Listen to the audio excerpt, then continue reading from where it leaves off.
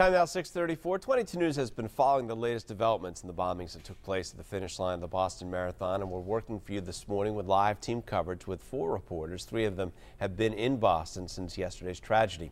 First, we begin with 22 News reporter Julie McDonald on Boston Common with new information this morning. Julie? The city of Boston is open this morning, but certainly on edge, and that's because some 15 hours after the deadly explosions that killed 3 people, including a little 8-year-old boy, and wounded more than 140 other spectators and runners and people who were there at the Boston Marathon, there's still no word this morning about a motive or who was responsible for these attacks. Now, President Obama was very careful yesterday to not use the word terrorism as he spoke at the White House, but an administration official says that the attack is being treated as an act of terrorism. The Pakistani Taliban said that today that they had nothing to do with the attack.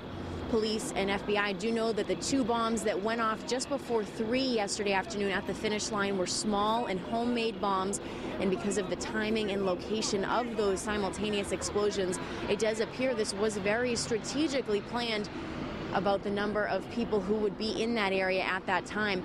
Now, some new information we've learned this morning.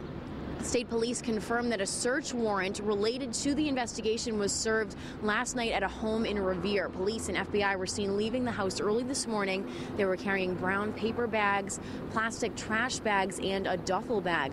Authorities say that no suspects have been arrested yet. They don't have a motive, but the FBI is asking for any video, audio, or photos taken by marathon spectators or people who were recording themselves finishing the race that could bring them a step closer to learning who did this.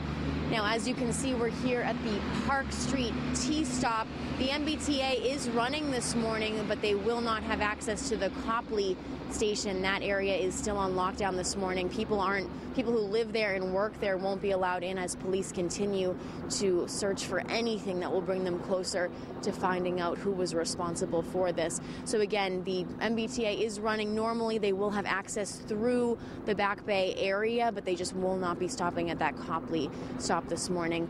The FBI will have an update at 9:30 this morning at the Westin Copley Plaza, so do stay with 22 News on air and online at wwlp.com for the latest. We're live from Boston Common this morning. Julie McDonald, 22 News.